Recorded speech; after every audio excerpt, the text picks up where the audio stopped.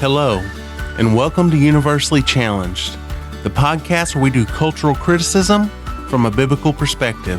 This week, we discuss, is America a Christian nation? And a little later in the podcast, we'll discuss the sovereignty of other nations. So sit back, relax, and prepare yourself to be challenged. Is America a Christian nation?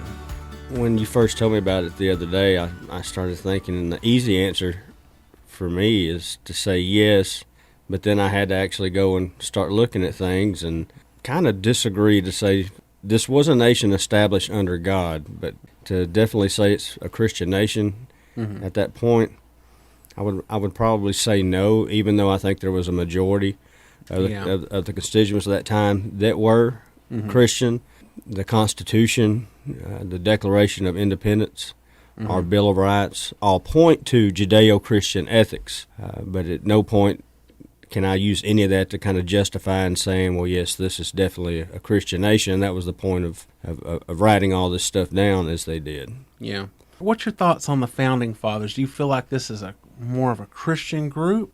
Where do you think their values were? Now, I believe firmly that all of the Founding Fathers, at least to some degree, believed in a God, a transcendent figure. Yeah. You can argue that of the whole lot, maybe Thomas Jefferson. I've heard him called possibly an atheist, or at best maybe agnostic. But they were all deists or theists, and I don't want to get into the differences between that. I think a lot were deists, and I was going there too. I don't know if as many as they want us to believe were deists were. Correct. Because, there's a changing of history. But when you look back through the quotes, George Washington talks about God a lot, but not necessarily Jesus. Deists, of course, believe that God created the world, but kind of step back and let us do our own thing. But I really don't think back before Darwin there was really too many atheists. I mean, it's common sense that there's a creator.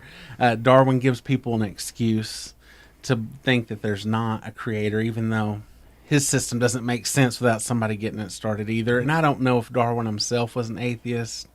Well, I don't know about that, but I hate to chase a rabbit here. No, I know at one time he was going to be a priest. I think a bad one. And he was a son of a minister, was he not? I believe so. I didn't really do any study on Darwin. I'm just pulling from things in the back of my head. But the Founding Fathers at the time, I feel like most of them that weren't necessarily Christian did believe in some sort of transcendent God. That Declaration of Independence say, endowed by your Creator.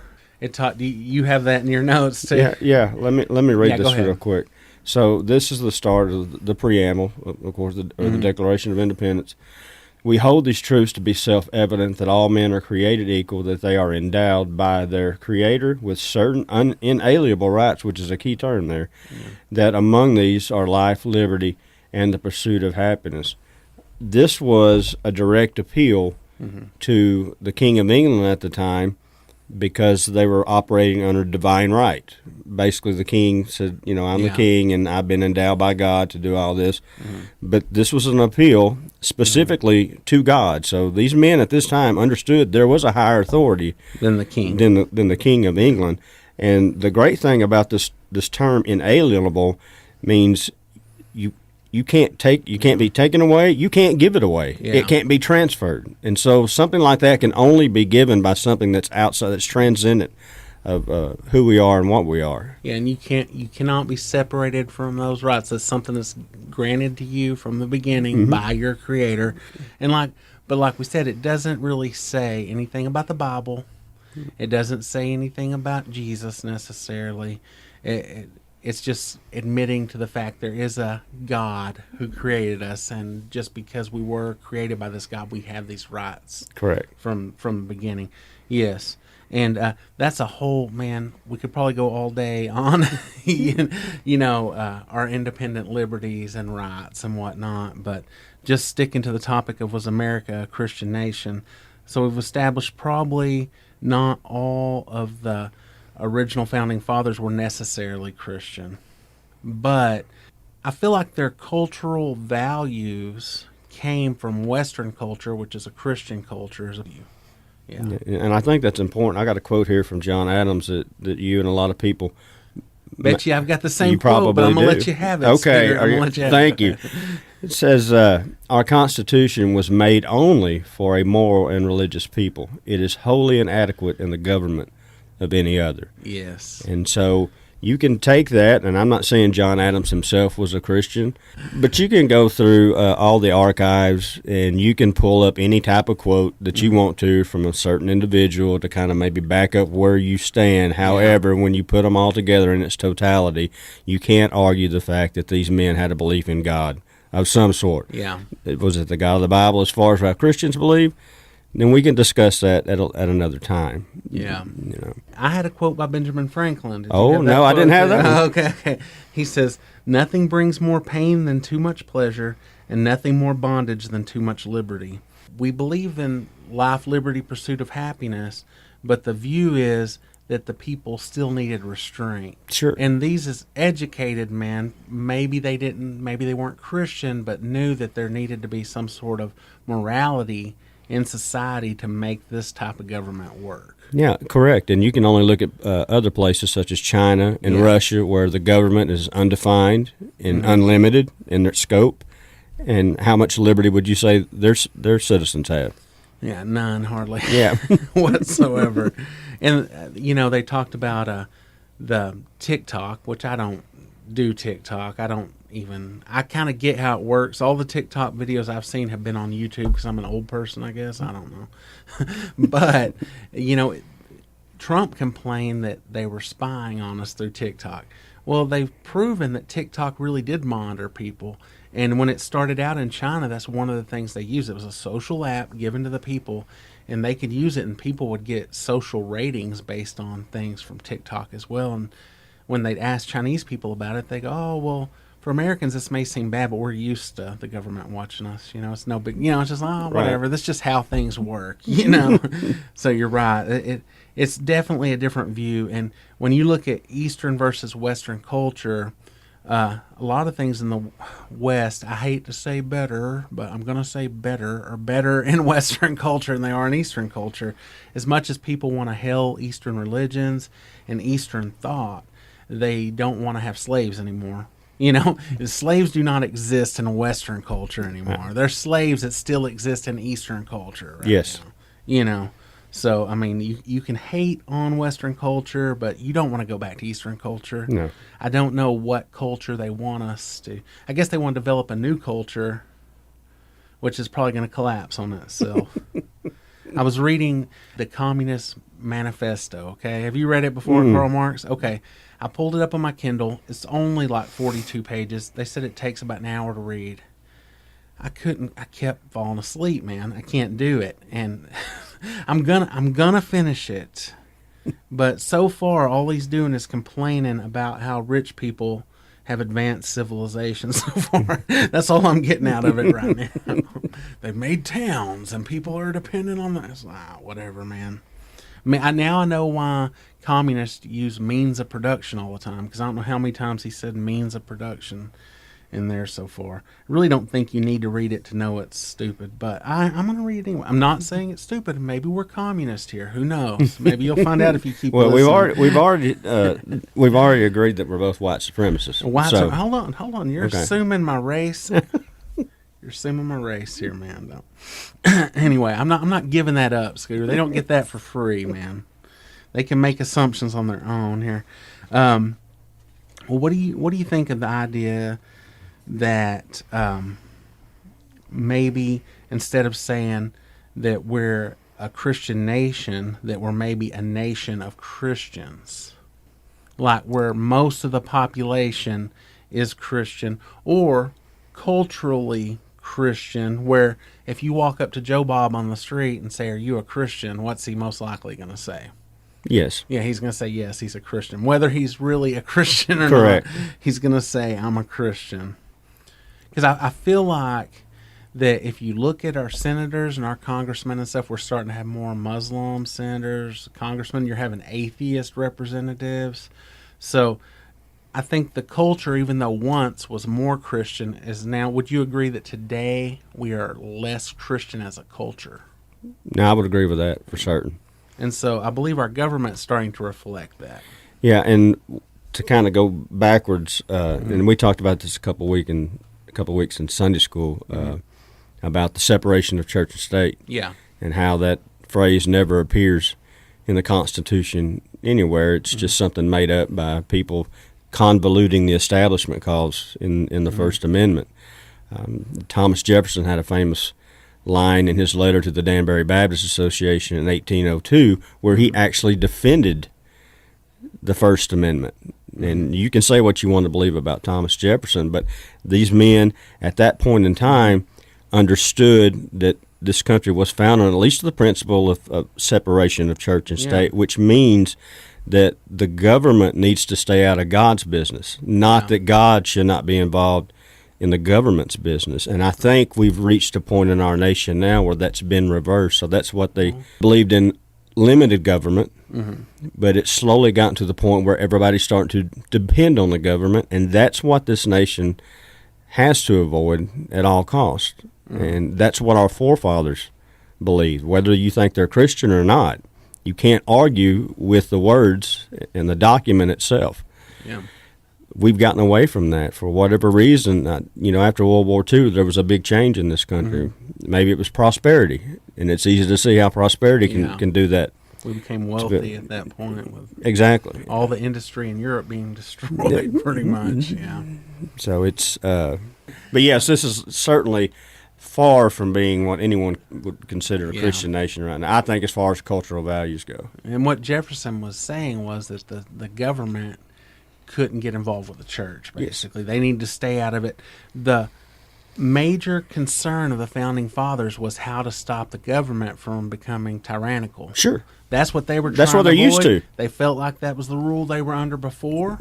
And their whole goal, both parties, the Federalists, the Anti-Federalists, their whole argument was what was going to best protect the rights of the people. Exactly. And my understanding is, I believe, was it the Federalists that were for the Constitution? They wanted a Constitution because you had, the Articles of the Confederate that they did first. Didn't work. They come together to do the Constitution. I believe the Anti-Federalists, I'm not speaking from any recent study of history here, so if I get some things wrong, maybe somebody could comment. Let us know where I'm totally wrong here. But I believe the Anti-Federalists were against the Constitution because they felt like it was going to hurt it was going to help the government rule over the people, and that's one reason I think they agreed on the Bill of Rights, if I'm not mistaken. Which the Bill of Rights are pretty amazing if you look at them. They're stating that these are our rights that cannot be taken away from us, as you talked about earlier. And first and foremost is your ability to say what you want to say and believe what you want to believe without the government getting involved. And what they want to do, what do they attack today? They attack the First and Second Amendment all the time. Yeah. They want to take away your freedom of speech, and they want to take away your ability to protect your speech. Not calling for anybody to protect their speech against anybody with a gun. But, that's kind of the two thoughts follow.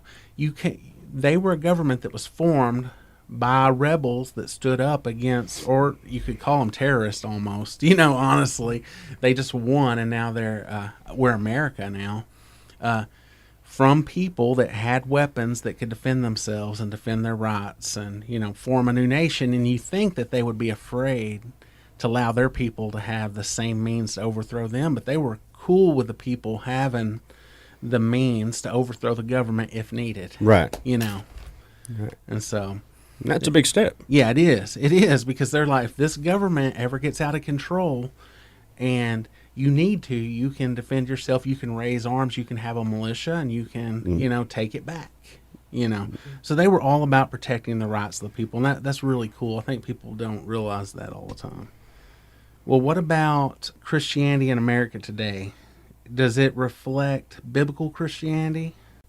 I would have to put it based upon percentage. So, yes, I do think that there is a percentage of the population that still reflects the biblical values of what Christianity involves. Now, the church as a whole, we talked a little bit about this on Sunday. We have certainly seen things that have happened over the last 12, 15, 20 years that show a breaking away of biblical truth inside the church. So as a whole, I would probably argue that, and we've already said this, it's certainly not the Christian nation that it was 50 years ago. But I do believe there is a certain percentage, I don't know what that is, I don't want to throw a number out there, but there are enough out there that still believe in biblical truth, they're still practicing biblical truth. And I think that the reason why America is still, we're not over the cliff yet, is because that's still active and still vibrant. Well, which would you say is happening here? I think we both would agree that there's a decline in morality in our culture. I mean, it seems obvious. Do you think the culture is going as the church is going, or do you think the church is going as the culture's going? Which do you think's affecting which? It would definitely be the latter. It would definitely be that. You think the church is affected by the culture? Yes. Okay. So it's not that the church has declined and the culture, you're seeing the results in the culture. It's the fact the culture's declining and it's leaking into the church. Well, we're allowed the same freedoms that non-Christians are allowed. Unfortunately, we don't stand up to the rights that we've been given. When we say freedom of speech, we seem to stay quiet, whereas the other side doesn't. Whether it's fear, whether it's ostracization, whether it's some type of retaliation in the workplace, whatever it is, there are a lot of reasons, I guess, that you could use as a Christian to say why we maintain our silence, but I don't think any of them have any merit when we really look at it. But you just don't see the outpouring of our faith and belief nationally as you used to, and I think you see more of what the outside world is inside the church than what we think we ought to be seeing, which is the church in the world. So, with us, establishing we're Christians here, and we see in the Bible examples of how the Jewish nation was established by God, and they would fall, and then they would come back. Do you think America's due for a comeback? I'm saying this as realizing we're not the Jewish nation. The other thing I would think is if the church was to get stronger, carry out the Great Commission, the church was to bring the gospel out, make more Christians, families more Christians, have children that are more Christian, could that turn our government around? I believe so, and I've told the class on several occasions, I believe there is one great revival left in this nation. And I have nothing to back that up. I can't go to the Bible to back that up. I'm just saying based upon history. Yeah. A certain nation reaches a certain point, a certain culture gets to the point where all of a sudden God has some divine revelation and sweeps through and changes the mindset. The bad thing is we both know where this country and this world is eventually headed. So how long does that last? I don't know. But, yes, I do believe a great revival could change this country for a certain amount of time, specifically our government. Okay, with that state, I agree with you on that, okay?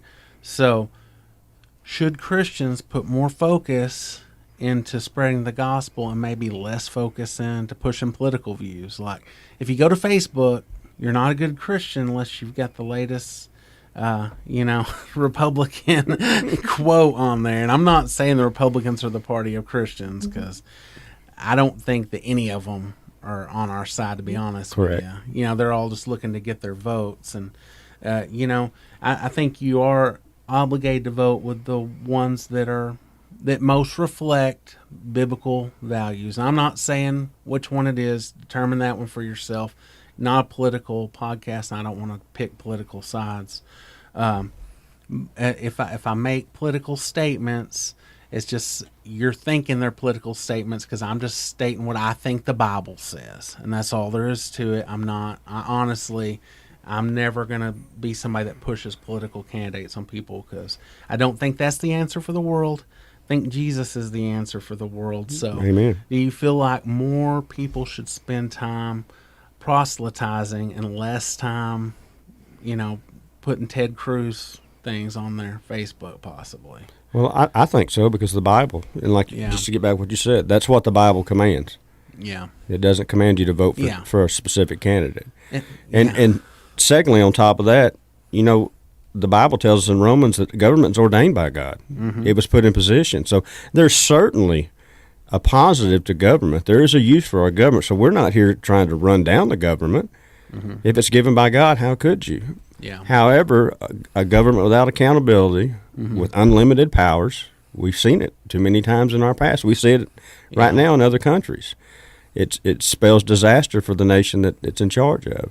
So, and that's what I was thinking too about. I don't think that Christianity calls for there to be a Christian nation or a Christian, government set up. Jesus did not come to set up any political kingdom whatsoever. He freed all men. We're supposed to take the good news and share it.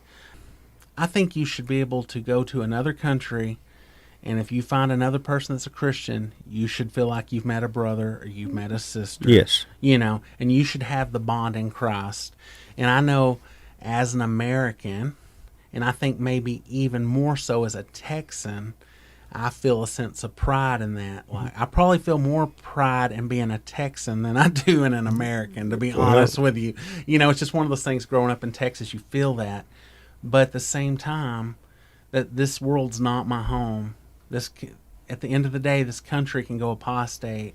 It can turn against me. My state can turn against me, but it doesn't matter because I'm in Christ and not in America or in Texas, Yeah. So at the end of the day, I think Christianity goes out to the world, and that includes where we live, our neighborhoods, and, our grocery stores and our communities, and we're there, so that's where we need to share it, So anyway, soapbox, I'll step down. I don't know if Scooter has a soapbox he'd like to get on. No, I agree, and let's go back to the Establishment Clause.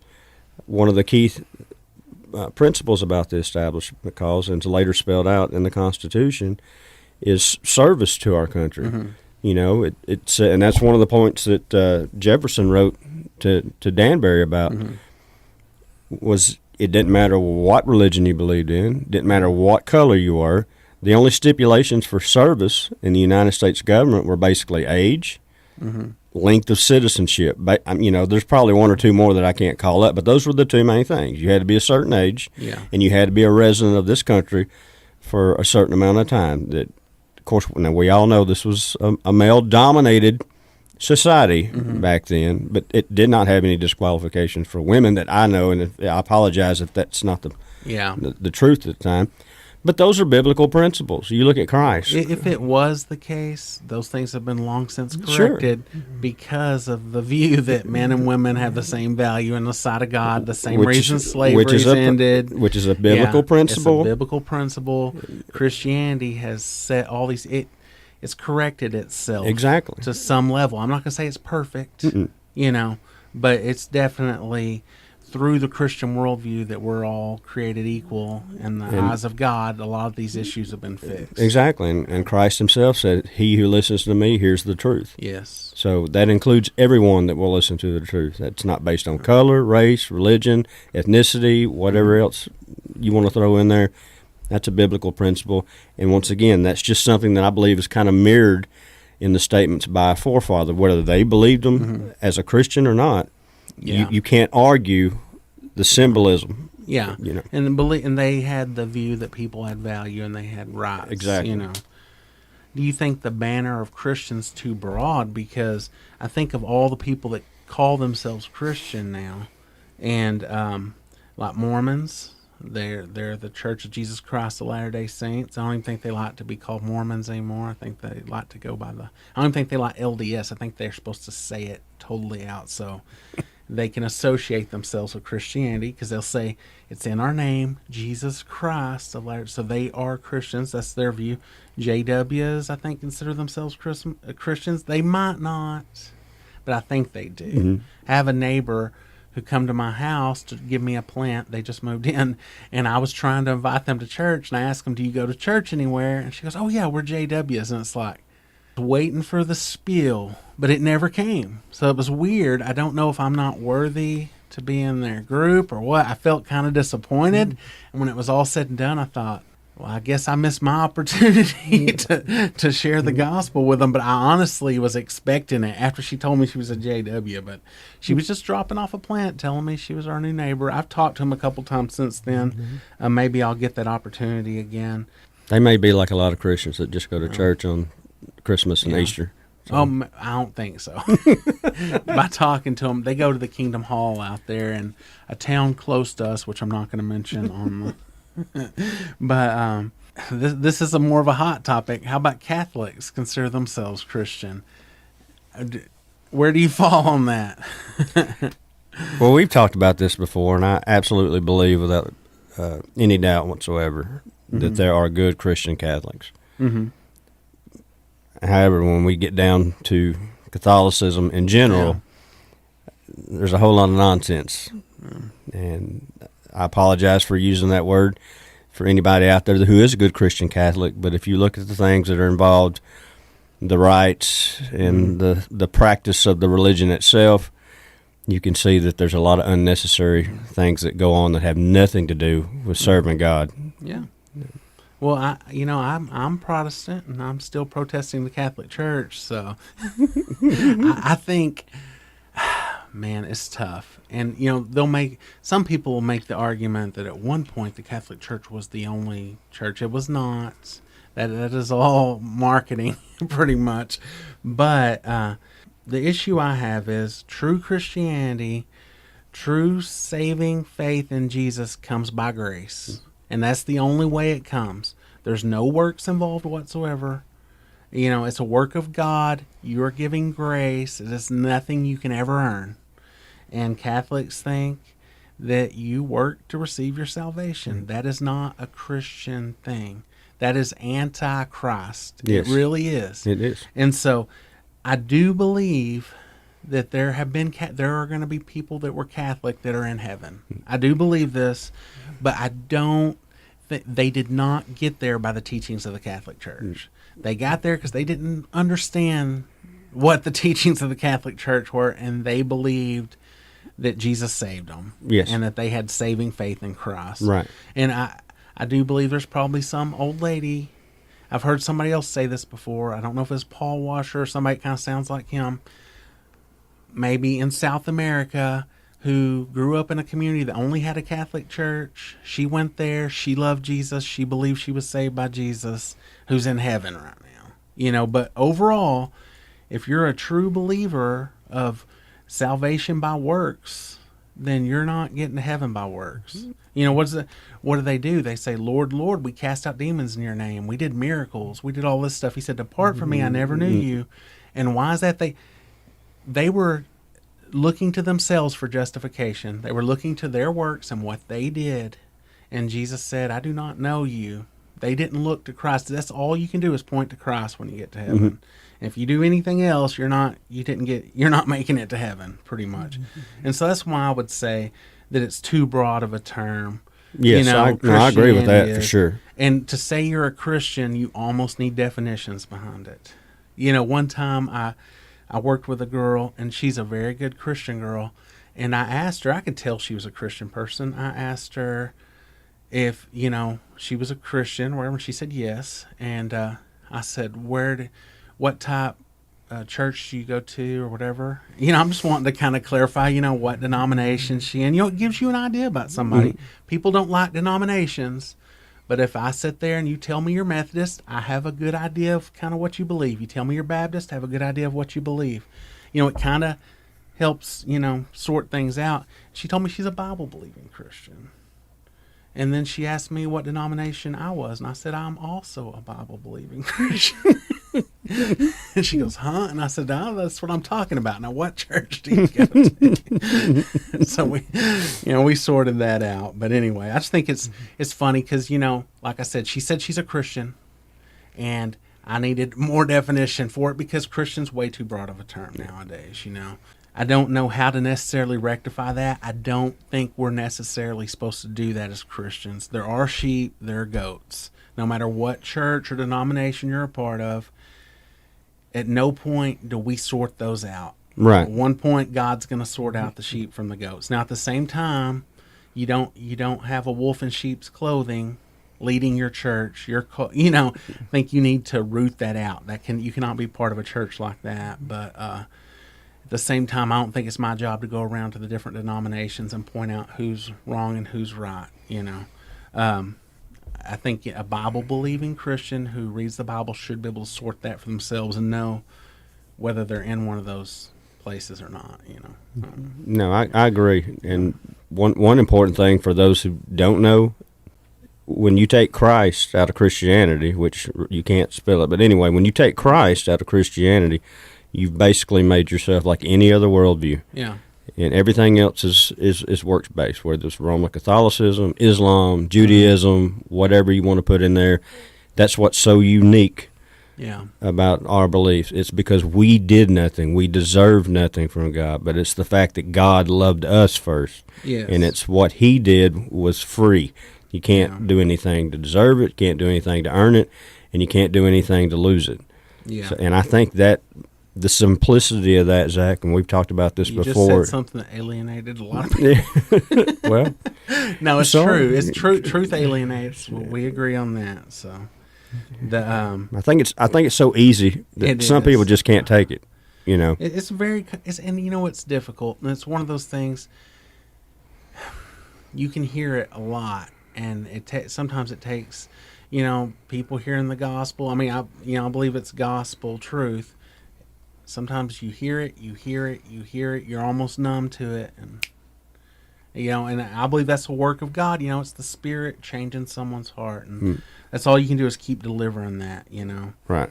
I was talking to my son the other day, and we were discussing some of the, Christian banners and stuff, and there was a biker Bible study, and he's like, "Why is it only bikers that go to the Bible study?" And we kind of talked about that too. Not that those people aren't Christian. I'm sure they're Christian, but I don't think we should divide up like that either. I don't think we should divide up necessarily cowboy church or biker church. Now, I do get that you're around people that are more into things that you like, but it's almost like you're sorting yourself as we're bikers and we're Christians. You should be Christians who happen to ride bikes, or you should be Christians who happen to be cowboys. And I think it's more beautiful when you're in a church where you have the biker, you have the cowboy, you have the old lady, and you're all in one community. Your commonality is Christ. It shouldn't be your bike or your horse. You know what I'm talking about? Yeah, but now you're addressing a big problem with the church. Which is something that I believe a lot of people, rightfully so, have an argument against. Even to this day, our churches are some of the most segregated parts of society. Yeah. But they shouldn't be. They shouldn't be, exactly. You should all be in Christ, and that should be your commonality. And I agree. Yeah. I agree. That's something that definitely we have to work on. Yeah. Well, I think we've kind of wrapped up our thoughts on America, Christianity, and the church. I think this will be our one and only podcast ever because we've said everything we we think and believe. But, on this podcast, we're looking to dissect culture, challenge the culture around us. That also includes the culture we're in because we're Christians, and we're looking at how Christians handle their business and how it can be more biblical. And I'm sure as we listen back to this, we'll find a better way to approach these topics in the future and maybe explain a little bit better what we mean by some of these things. Yeah. But for now, let's move on to something a little more, hate to say fun. How about this? Yesterday's news today. Hey, nice. Yeah, there we go. Because when you get our news, it's probably going to be a month or two old. But that's okay. It was new when we talked about it. Just know that. Brittany Griner, 9 years in jail. What's your thoughts? For anybody that doesn't know, she's a female basketball player for, I wish I could tell you what team, but I don't watch women's basketball. She played for Baylor. I know that. I do know that she played for Baylor because we happen to be in Texas, so we know those things. But she brought some, I want to say, some sort of oil. Yeah, it was some sort of marijuana type oil. I don't know if it's something that you vape or what. That shows how into it I am. But she took it into Russia, where she plays basketball in the off season, and evidently Russia has drug laws, and you can't be bringing drugs into their country. So she's been put on trial and has been given 9 years in jail. First of all, is it okay to go into another country and break the law? No. No. No. I kind of think that myself. I think Russia's allowed to have their own drug laws. And that's one reason I don't really leave the country, because I never know what law. I'm sure I'll break some law somewhere and not know about it. But, I mean, this is one that I think she could have saw coming. Especially since she plays over there. Yeah, she plays in Russia. This is not a first-time visit. From my understanding, she's never said that she didn't do it or that it was okay. Have you ever heard her make that statement? I've heard her apologize for it, but of course I don't blame her because she wants to get out of jail. How's that flag looking now, Brittany? Yeah, she's very anti-America. Now, I've heard you make a statement before. Were you saying if this was a male professional basketball player that they would have already gotten him back? I believe so. Okay. Not any male, okay. I think if this was a bigger star in the male sport, yes. Okay, like LeBron. Okay. So, but we kind of talked about the implications of that, just how much money is made worldwide between the women's sport and the men's sport, and so anyway, there's no need to go further into that. No, I get you on that, and I can see your point with LeBron James, but I was thinking she's not the only American in jail in Russia. And some of them are actually there for political reasons, like they just said something about Putin. They happen to be reporters, and they consider that like an attack on the state, and they're in jail for serious time just for giving a political view on their president over there. So I honestly don't think anybody would care that she was in jail unless she was an athlete herself. I feel like she gets the benefit of us knowing about it and people caring about it because she has privilege as an athlete. And there's truth to that. I would agree with that. Because I think most of us would say, well, what happened? Did they plant drugs on her? She's never once said they planted drugs on her. She's apologized for doing it. I believe she said that she didn't think it was quite, or she knew it was wrong, but, I think part of her issue is, in America, we have such lax drug laws now. It's almost not against the law to have drugs at all of any kind, or it's a ticket, basically, that she probably flippantly thought that they would kind of, oh, we're going to take this from you, or something like that, and leave it at that. But that's not their laws, and she broke their laws. They said there was, from what I saw on the news, that there was an American teacher or something that had done the same thing not too long ago, and they got 12 years. So this also doesn't seem like it's any harsher of a punishment, like that they're doing this for any political reasons necessarily. No, and you have to look at the timing. Yeah. This is bad timing. Mm-hmm. Yeah, for with her. The whole Russia-Ukraine thing. And our relationship with them. And two, I'm glad you brought up our laws. Mm-hmm. You look at her celebrity status, talking about how it's just because she is who she is, we know about it. Mm-hmm. This would have happened in America. It's quite possible that she got nothing, whereas this teacher you're talking about probably wouldn't have got 12 years, I wouldn't think. But still, we wouldn't have heard about it. And if it had been me or you, no one would even know. We would just be in Russian jail right now. Mm-hmm. And if you brought it up to them, they'd be like, oh, man, they shouldn't have smuggled drugs into Russia. Right. That's all they would have said.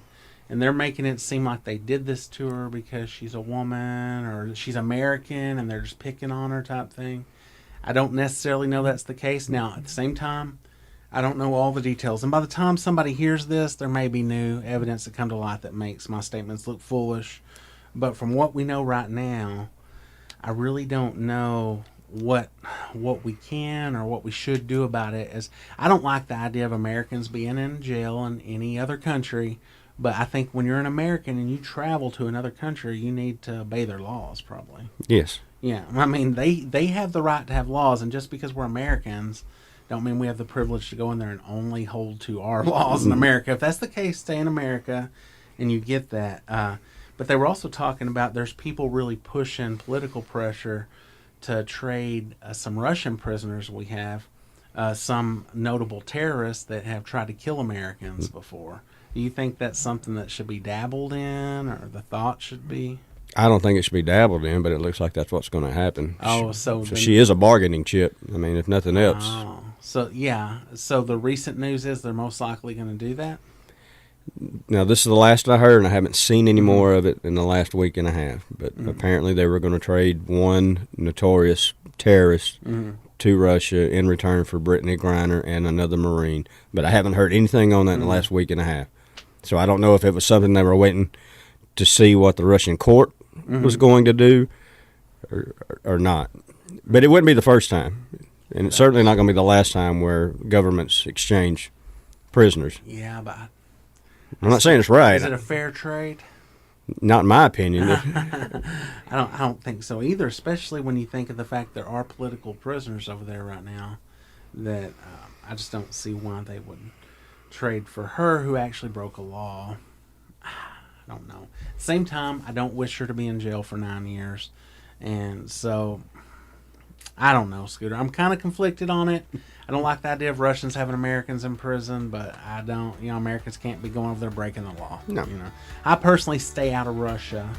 I would kind of like to visit North Korea just because I'd always have a story to tell, but I'm not for any other reason. I'd probably end up dead over there. Go hang out with Dennis Rodman. He can get you in over there. Anyway.